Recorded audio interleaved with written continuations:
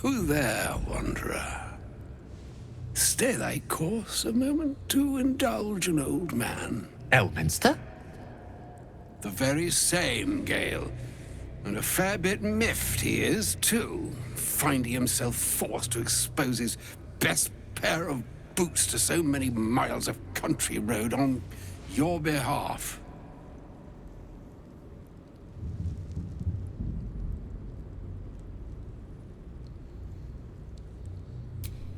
Meet Elminster Ormar. A good friend of mine, but rather more significantly, he's the most famed and respected wizard in the realms. Am I, indeed? Most famed and respected errand boy, more like. I was bid to spare neither time nor my own self to find you. She sent me, Gale. You know of whom I speak. But why? Out with it, Elminster. Please. Young man, has your sojourn away from Waterdeep washed away your decorum as well as your patience? Nigh a 10-day I've gone without honest fare, worthy of the name. Drank naught, but what the sky entitled my thirst. Why, some bread, cheese, and a cup of wine would appear unto me a feast. Surely you won't begrudge me a mite of rest and repast before I get out with it?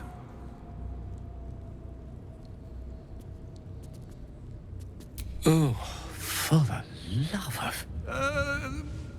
This way then? To your camp? Oh, don't dawdle now, lad. You're the one who's in such a frightful hurry. Oh, nigh on 13 centuries old and he still thinks with his stomach. We'd best follow and see if he's more disposed to speak plainly once it's stopped its grumbling.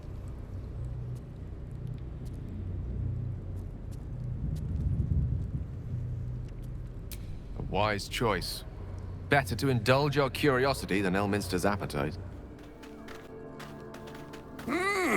Yes, what a delightful wedge of old Arthurian that was. Doesn't do to parley on an empty stomach, you know. Makes one's words frivolous when they should be grave. Plenty to digest, after all. A good deal to stew over, if you will.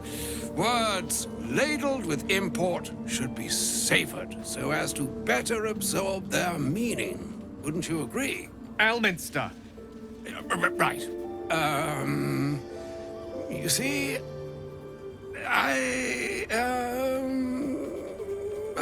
well, that is to say, Gale, my boy, I've come to address a most pressing matter. I'll speak as plainly as I can, forswearing the accustomed frills that decorate my speech. I'm here on behalf of Mystra. The message and the charge I bring you are hers.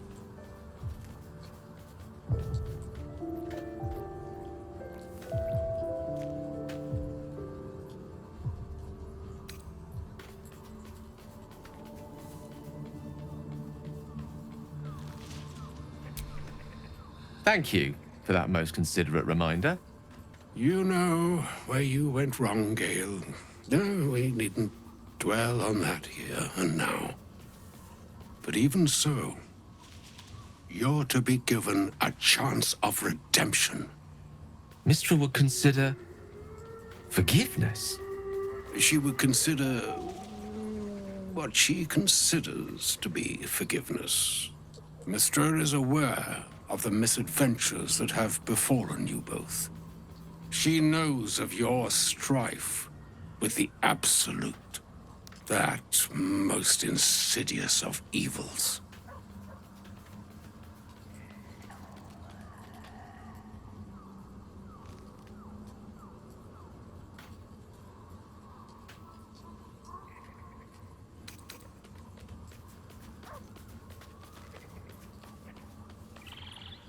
Alas, the creature that afflicts you, the ill-begotten magic that it weaves, is inextricably conjoined with both the greater purpose and the greater master that it serves. You must know that the Absolute is more dangerous than you can possibly conceive. It threatens all who live, even those who are undying. It threatens the gods, the weave, the very fabric of the universe itself. That is why I have come here to charge you, Gale, with its destruction. It is Mystra's belief that only you can.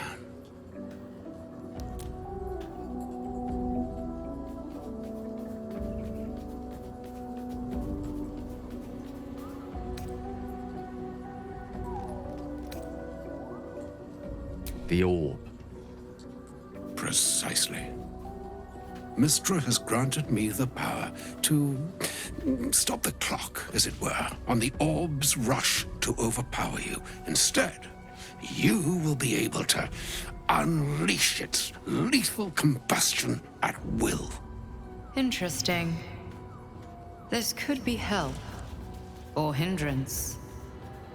We shall have to see.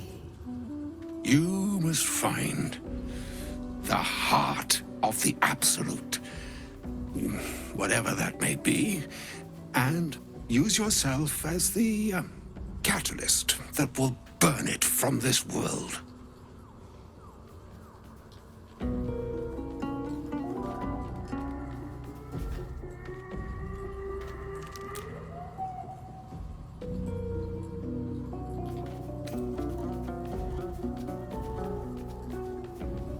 No, indeed. But I think she trusts me too. It brings me no pleasure saying this, my friend, but such is Mystra's will. Yours must be the sacrifice that will undo the Absolute, and for your sacrifice you will be redeemed. Such is Mystra's promise. With that, I've said my sorry piece, and need only bestow unto thee the charm I was bid.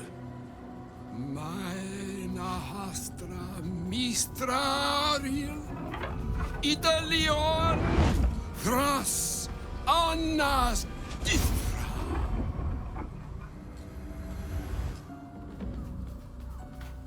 It is done. Both charge and charm have been committed into your care. To you, I commit into care Gale himself. I count on you to shepherd him well on this strangest of journeys.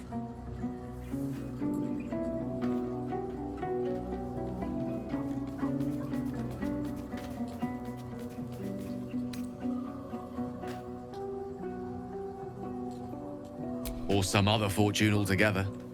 Like moons make swell and wane the nescient seas, so too the sky-strewn gods ordain the tidal fates of mortal days. And yet, an ocean born in lonely hours, come ebb, come flow, come all that is beyond the breadth of our dominion. Be a moon unto yourself. Even the waves of fate can break upon the shores of will. Farewell, my friend. Farewell, Elminster. I'm glad she chose you.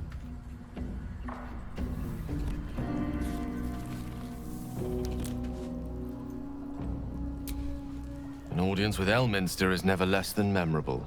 I'd have hoped to introduce you to him in less dire circumstances. But those are hard to come by these days.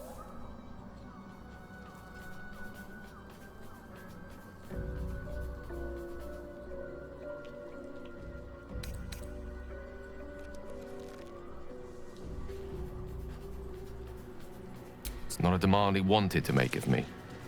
As Mistress chosen, he had no choice but to deliver her message. However much it pained him to do so. For Mystra to have sent him, the severity of her bidding could not be clearer, or weigh more heavily on me. Time seems so infinite when you're young. A month is an age. A year is a lifetime. It is a strange feeling to realize how little of it one might have left.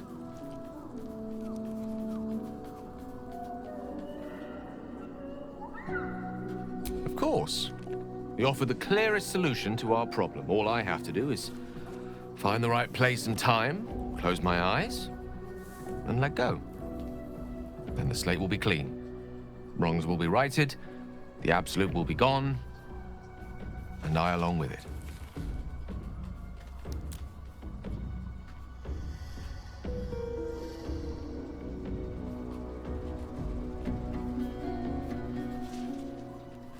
I've no doubt she has the power to do so, but as for the permission, Ao would not look kindly on her meddling in mortal affairs. Divine intervention has a tendency to make things worse, not better. As for Elminster, he's saved the realms more times than legend can recount. But to take on a god is no easy feat, even for him. My orb is the best chance we have. And only I can wield it.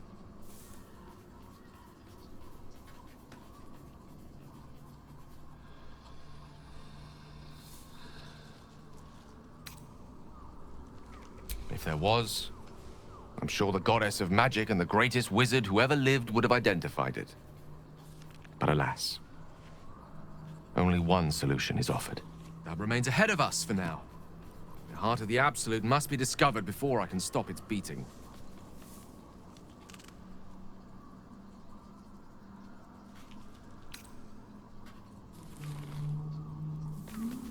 Let's save such certainty for the moment such a decision is upon us. We may feel differently once we know what we're truly up against.